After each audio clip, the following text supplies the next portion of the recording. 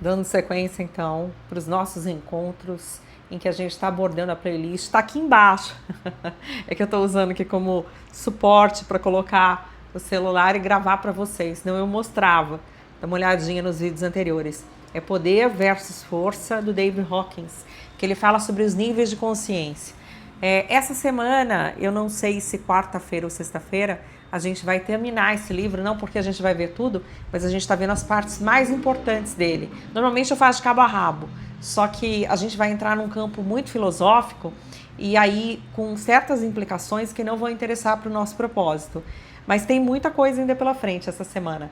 Bom, a gente estava vendo aqui, né? Eu faço meu roteirinho, vou dando uma lida e vou comentando com vocês.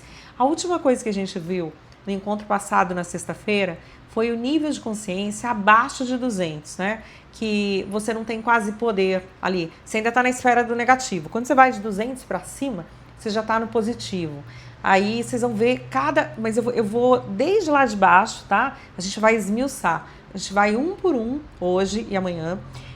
Acho que vai, né? Ou sexta, não sei, né? Depende de quanto eu demorar aqui para poder conversar com vocês. Espero ser mais rápido possível, mas é importante que vocês entendam, que eu sinta que eu estou explanando da forma mais interessante, né? Para que eu dê conta do recado. Vou fechar aqui essa janela por conta do barulho, para que não tenha interferência, ainda que eu esteja com um microfone que não é para pegar o barulho de fora, nem sempre isso acontece. Por exemplo, agora acabou de passar uma moto deveras barulhenta, né? Então, bom, vamos lá. Aqui vou dar uma lida de novo, né, no que a gente falou na última coisa. Abaixo do nível de consciência 200, a compreensão é limitada pelo domínio da mente baixa.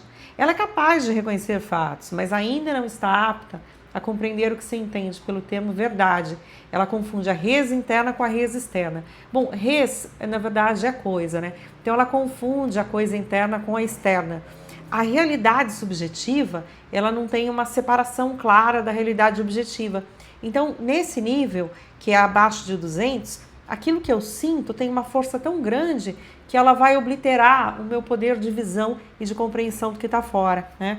Então, por isso que a gente tem tantos enganos, fanatismo, que vocês vão ver, né? Até outros desdobramentos aqui com relação a níveis de consciência, onde isso existe, né? Porque aqui está falando abaixo de 200, mas aonde que ele se manifesta de uma forma mais clara, né? Quando a gente fala assim, puxa vida, mas fulano fez isso, fez aquilo, você ainda vai votar nele, né? Quando a gente pensa em candidatos políticos, não é se você gosta ou não gosta de fulano, mas é o que ele está fazendo de forma proveitosa para ele mesmo, para os indivíduos que o cercam, né? O quanto ele está arruinando um país ou o quanto ele tem intenção de melhorar um país, apesar dos defeitos que todos os seres humanos têm, né? Então é isso. Vamos lá. No nível... Aqui, deixa eu só... Pronto. No nível abaixo de 200, o impulso primário é a sobrevivência.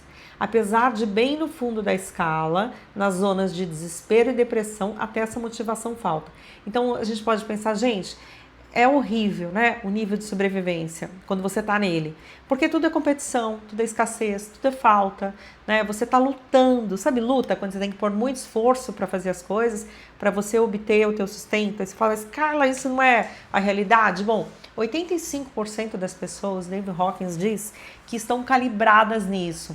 E quando a gente pega o Dr. Joe Dispenza, ele vai falar de outra forma, mas ele fala que a nossa sociedade, ela tem diversas atividades e elas estão constantemente, a mídia, amando, né, dessa consciência de controle, está sempre instilando medo, raiva, corrupção e tantas outras coisas. Mas não estão acontecendo? Sim, elas estão acontecendo, mas está havendo brecha para isso, está sendo explorado. E não a notícia da corrupção até tem que acontecer, mas tem que acontecer também a notícia de que essas pessoas estão sendo, estão cumprindo, né, uma sentença por aquilo que fizeram, e não porque crime e castigo, mas como algo que não deveria ser tolerado, que não deveria ser aceito para o bem da comunidade, bem geral, né? Mas enfim, aí o que o Dr. Joe Dispenza fala, quando você está no beta alto e que tudo que nos chega faz com que a gente esteja com essas ondas, né, rápidas, sempre com predileção. Daí você fala, qual que é a diferença? Tem beta alto, médio, baixo, alfa, teta, delta. Na realidade, quando você está com beta alto, você está muito materializado e sempre olhando para fora, com todos os sentidos. Você nem tem consciência, enquanto você vive na maior parte do tempo, de um mundo interno, de outras realidades, de uma percepção mais apurada, né? De uma consciência mais elevada, como vocês vão ver aqui, não sei se hoje ou outro dia essa semana, mas como são esses níveis de consciência, que não é esse que predomina, né, de até 200. Então, que a gente está sempre no beta alto, tá bom? Aí ele fala assim, mas, todavia, contudo, no nível abaixo de 200, o impulso primário é a sobrevivência. Quando você pega lá no fundo da escala, vocês vão ver, quando está no comecinho, né, porque ele começa a colocar os números para dizer os níveis de consciência que nós nos encontramos, né, mais baixo, mais alto, mediano, que nas primeiras, até mesmo o nível de sobrevivência, ele ainda acaba sendo melhor, porque você pode estar em zona de desespero, depressão, apatia, vocês vão ver isso, né? A apatia, por exemplo, a pessoa não tem aquele campo que ela vive, a energia é tão pequenininha, que ela fica, muitas vezes ela não consegue nem comer, porque ela não tem energia suficiente para se movimentar, para lutar pela vida, para nada, né? A apatia é um desinteresse total. Bom, vamos ver. Os níveis de medo e de raiva são caracterizados por impulsos egocêntricos. Surgem a partir de uma vontade de sobrevivência pessoal. Então, imagina que essas são as emoções primárias do nível de sobrevivência. O medo, né? Então você teme o que está lá fora, ou você tem raiva, que é um impulso de lutar contra algo que você acredita que está te prejudicando. Então são impulsos egocêntricos, porque a todo custo eu preciso manter minha sobrevivência. Aí você fala, mas Carla, por que isso é egocêntrico? Não foi eu que falei. mas assim, eu tô brincando, mas óbvio, porque você ainda está muito centrado na sobrevivência do teu corpo. Vocês vão ver que lá em cima, essa questão do corpo, existe o corpo, mas como uma ferramenta, né? Quando você está no último nível e quando você está num dos primeiros, ainda, como eu falei, né? A apatia é anterior a esse nível de sobrevivência e ela é até menor. Mas quando você entra no nível de sobrevivência, que é um dos primeiros, mas não o primeiro nível, você vai ver essa preocupação excessiva que geram as emoções predominantes do medo e da raiva nessa questão da luta, de ter que lutar para sobreviver. E aí a diferença é que vocês vão ver também que quando você está em níveis mais elevados, você começa a ter sincronicidade dos fatos, né? Então as coisas vêm, elas fluem, porque são campos atratores que são muito mais benéficos para você e para quem te cerca, porque é uma consciência maior, que abarca o interesse maior de outras pessoas, então ele se abre, ele cresce em poder. No nível do orgulho, o motivo da sobrevivência pode expandir-se para incluir a sobrevivência dos outros também. Então vocês vão ver que o orgulho, ele está acima, né, de algumas situações ali, que ele é ruim, tá? E vocês vão ver quais os pontos positivos e negativos de todos os lados ali em comparação, porque é sempre em comparação que a gente consegue ver alguma coisa, né? Nesse mundo onde tudo parece separado. Então, aqui tá falando que o orgulho, ele ainda é melhor do que outros níveis, né? O nível que predominaria o medo e a raiva, porque apesar dele ter, vocês vão ver a falha dele, né, muito grande, ele ainda pode incluir os seus, né, outras pessoas que ele queira proteger e também proporcionar a questão da segurança para a sobrevivência além dele mesmo. À medida que o indivíduo atravessa a demarcação entre as influências positivas e negativas e entra na coragem, o bem-estar dos outros se torna cada vez mais importante. Então, a partir de 200 é que você entra na coragem, né? Então, se você está abaixo, não é. Mas aí você vai ver que coisa legal, que coisa interessante. Você não fica olhando só para você. De 200 para cima, você começa a olhar para quem te cerca. Isso vai não crescendo, né? No começo você olha para aquelas pessoas que são da tua família, depois família e amigos, depois conhecidos, enfim, conforme vai subindo ali na escala. No nível de 500, gente, eu tô lendo bem en passant, porque depois eu vou fazer a coisa bem analisada, um por um, né? Para que vocês tenham esse conhecimento. Se de repente é uma coisa que vocês não querem ver de pronto, né? Mas pelo menos guarda e depois volta, compartilha, para ter uma noção de onde vocês estão, outras pessoas estão, porque isso gera empatia. Quando a gente começa a entender o outro, a gente começa a perceber que ele está num nível de consciência X, que ele vai passar aquilo. Você pode não concordar com os atos dele, mas você entende que ele ainda está num nível muito abaixo. E tem os outros que você também pode não entender, que estão nos níveis muito acima daqueles que nós estamos, né? Então, por isso que tem um comportamento X ou Y. Vamos lá. No nível de 500, a felicidade dos outros emerge como força motivadora essencial. Então, por que eu faço o que eu faço? Porque a minha motivação interna é saber que eu estou conseguindo fazer o maior número de pessoas felizes, né? Então, esse é 500. Quem está acima de 500 é caracterizado pelo interesse na consciência espiritual para ambos, para si mesmo e para os outros. Olha que legal, né? Então, você quer buscar para você, mas você quer também que o outro tenha isso. No 600, o bem da humanidade e a busca pela iluminação são objetivos primários. Então, você sabe que ninguém sai vivo daqui. Tudo uma falácia. Você quer o bem da humanidade e você quer se iluminar. Você quer ter a liberdade plena, você quer se fundir, né, com a vida, né, com o Criador, enfim, com toda forma de consciência. De 700 a 1000, a vida é dedicada à salvação de toda a humanidade. Então, aqui você já atingiu a iluminação, né? Provavelmente. E aí você vai... provavelmente não, sim, né? Agora eu tô lembrando que eu vi ali. E é dedicada à salvação de toda a humanidade. Então, o que você vai fazer depois disso? Bom, eu vou me dedicar a um trabalho para ser gerente, né? Não, até brincadeira, mas assim, o que você vai fazer? Se você descobriu como tudo funciona, você vai querer salvar todo mundo, né? Bom, aí vamos ver então um por um. Primeira coisa, mas ainda não, né? Acho que ainda não entrou, ainda tem umas coisitas que eu vou falar para vocês que é legal, interessante aqui que eu separei. A primeira coisa é que quando a gente entende, tem a noção de quem está... É bem isso aqui que eu acabei de falar. Você tem a noção de quem está acima e quem está abaixo, né? Então, olha só que legal. Quando a gente tem essa noção desse mapa, por isso que é importante, eu tô falando... Gente, que barulheiro que tá aqui fora. Que eu tô falando que é importante para vocês compartilharem ou ver com calma outra hora, guardar para poder ver, é porque tanto serve como... Meu cachorro tá mordendo aqui. Tanto serve como norte para a gente ver aonde a gente pode chegar, como é legal isso, como a gente comparar e entender um pouco aonde cada um está. Isso não é para ter competição, não. É para ter empatia, como eu disse, né? Para tentar olhar e falar assim, bom, a pessoa tá errada, ela tá, mas ela vai chegar lá, né? É só uma questão de tempo. Não posso forçar ninguém, todo mundo tem livre-arbítrio, mas eu posso cuidar da minha caminhada para ajudar os outros. Quanto mais eu cresço, mais eu tenho possibilidade de ajudar, né? O que eu não posso é ficar estagnado. Então, a vida funciona nos seus opostos. Se eu quero mudar o mundo, eu tenho que mudar a mim mesma.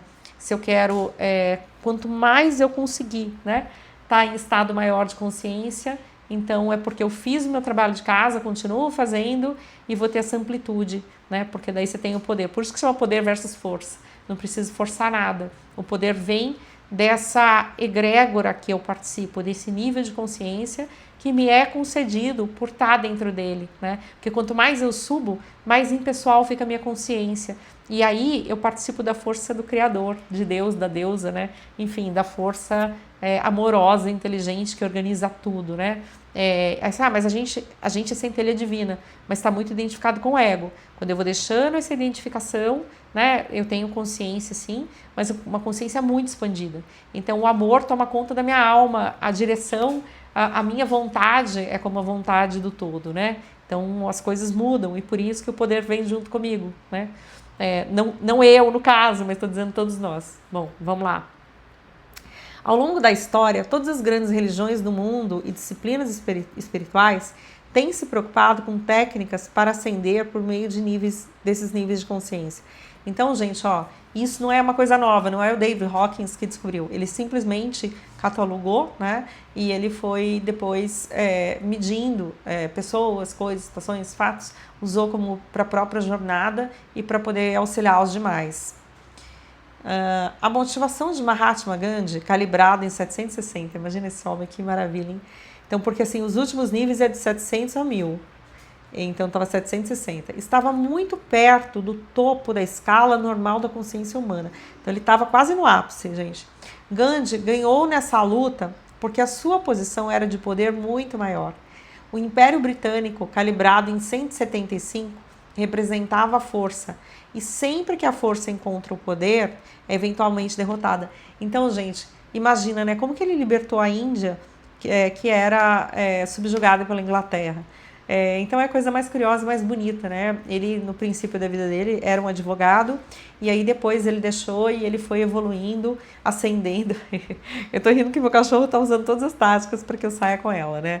Alice, ela já, depois eu mostro para vocês, ela já lambeu meu pé, fica dando focinhadinha, assim, todas as táticas de convencimento. Eu preciso ver que grau que ela tá aqui, né?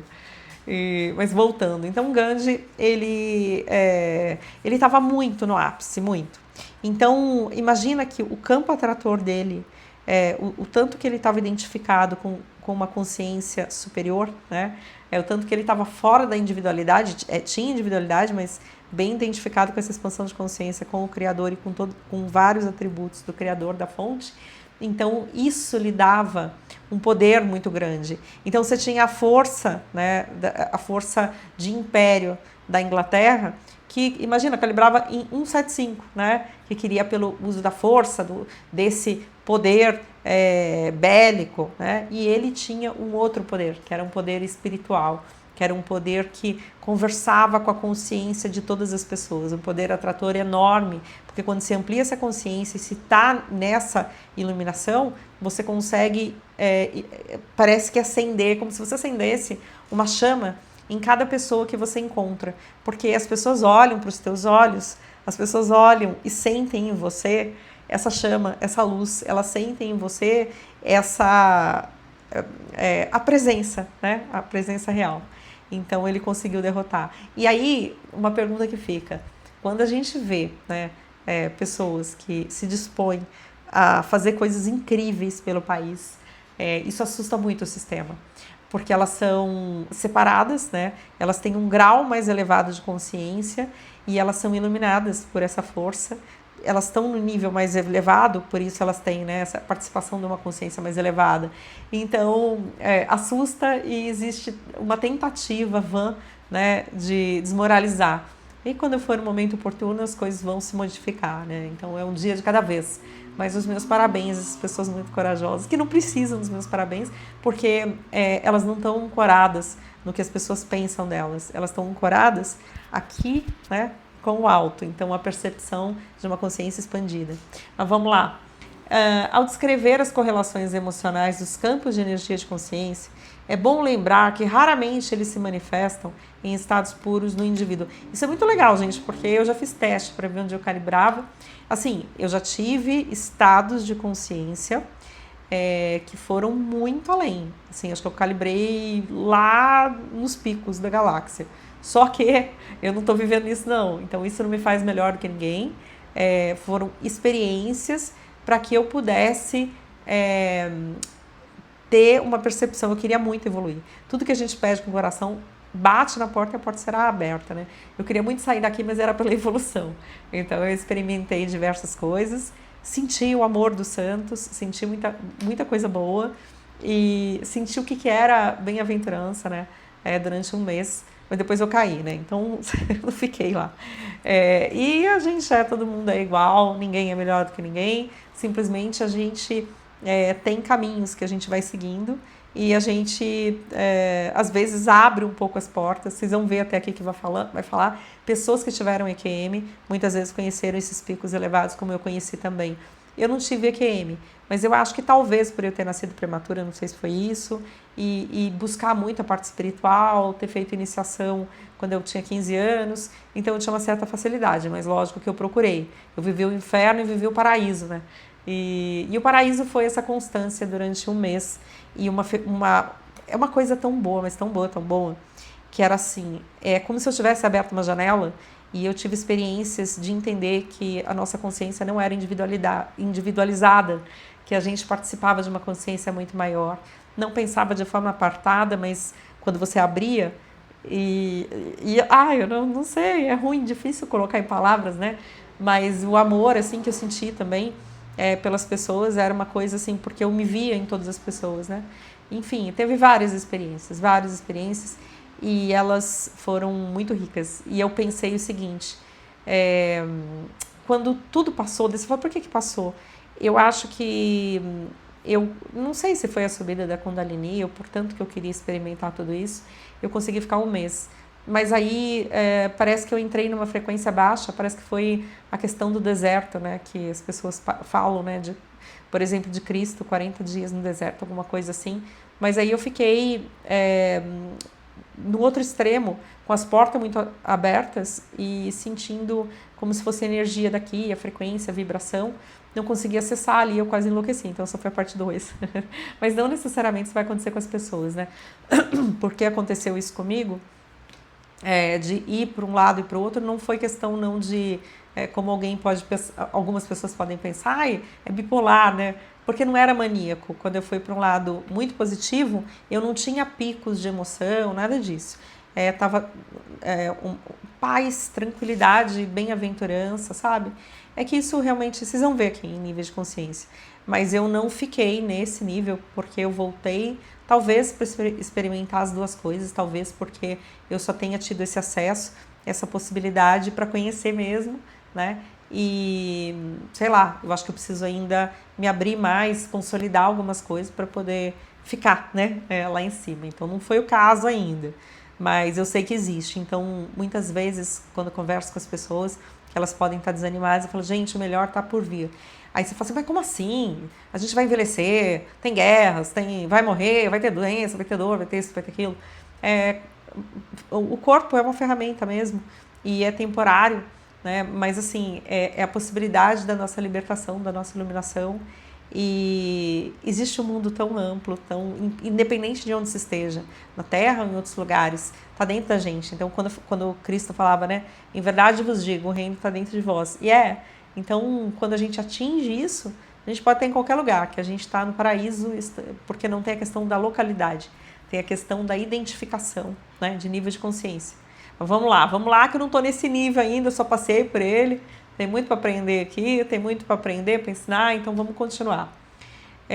Ao descrever as correlações emocionais dos campos de energia de consciência, aqui que está falando, né? É bom lembrar que eu li aqui para vocês, mas é bom para poder comentar, que raramente eles se manifestam em estados puros no indivíduo.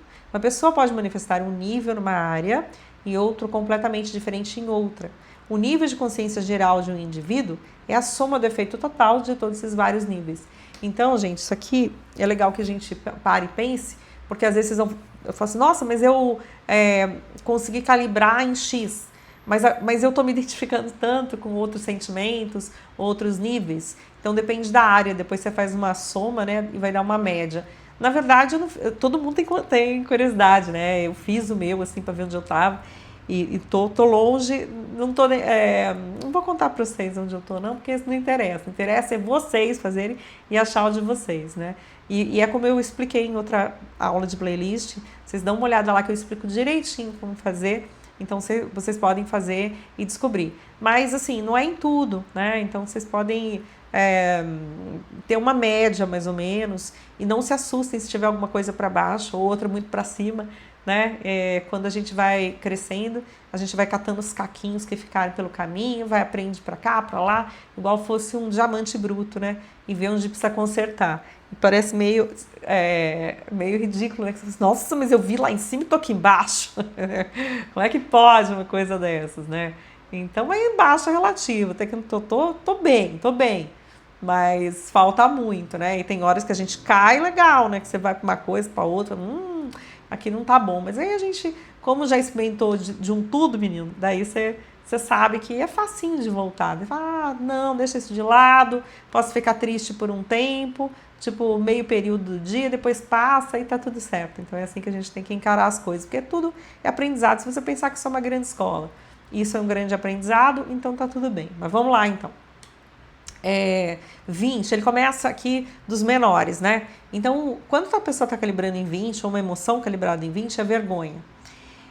Perto do suicídio ou incapaz de atitudes que podem prolongar a vida, que é o que a gente fala de suicídio passivo. Na vergonha, as pessoas abaixam a sua cabeça e se afastam. Isso aqui, ele até fala no livro sobre a tradição, quando você pega assim, as tribos, né? Então alguém fazia alguma coisa muito ruim para aquela tribo, ela era deixada de lado, ela era excluída. E a gente tem essa coisa ancestral, né? A gente se exclui. Então, a pessoa que ela vai estar se segregando, né? Que ela se separa do meio, muitas vezes é porque ela tem vergonha como sentimento predominante. E aí ela não tem forças para se cuidar, né? Ela não toma atitudes positivas com relação à mantença da vida dela. Mas ela tem muito mais possibilidade, né? Não é que ela está tentando suicídio, mas suicídio passivo, né? Ela tá vendo que várias coisas estão fazendo mal, mas ela não tá tendo uma atitude positiva para mudar essa situação. A personalidade baseada na vergonha é retraída, tímida, introvertida. Então, quando a pessoa tem a vergonha, né, ela está calibrando 20, ela geralmente não quer se mostrar para o mundo, ela se fecha, né? Também pode ser usada como ferramenta para crueldade. Olha que coisa interessante, como são os comportamentos, né? E as vítimas geralmente são cruéis com elas mesmas. Então, assim, o que significa? Você tem vergonha e parece que você tem que ser, então, maltratado porque você não é digno de confiança. Então, crianças, por exemplo, podem ser cruéis com os animais, né, porque elas têm esse sentimento prevalente. Porque tudo que o ego faz é projetar aquilo que ele tem dentro de si. E vocês vão ver que a maior parte das emoções, elas são inconscientes. A gente não conseguiria lidar com elas se elas se manifestassem de forma consciente. Então elas têm que ter uma válvula de escape, tudo aquilo que você vive tem que vir à tona, até para que você tenha consciência, mas como é muito ruim, vai para o inconsciente e se manifesta através ou dessa personalidade introvertida, né? Ou então através da crueldade. E essas pessoas elas não só se retraem, mas elas se castigam, né? E elas também querem castigar os outros. Que mais aqui? Outros indivíduos, baseados na vergonha, compensam com perfeccionismo e rigidez, tornando-se impulsivos e intolerantes. Então, como eles têm vergonha de si mesmos, eles são muito rígidos para se aceitar, né? Eles não se aceitam, eles têm essa vergonha, acham que eles estão inadequados, eles vão projetar isso nos outros. Então, eles têm essa impulsividade, porque é meio que uma raiva contida também junto com a vergonha, né? De querer criticar o outro, querer não ter tolerância nenhuma, porque se ele não é digno, o outro também não é, né? Então essa é a emoção primária, básica. Como os extremistas morais que projetam sua culpa inconsciente nos outros, encontram nisso motivos para atacar ou para matar. Então imagina que sério, né? Essas pessoas que se reúnem e elas têm uma verdadeira ojeriza por quem é diferente, seja por opção sexual, seja por religião, etnia, seja o que for, né? Que então elas se unem de forma contrária a outras pessoas, projetando essa vergonha e capitalizando, né, como uma raiva muito grande, incontida, capaz de matar, né, de judiar, de matar.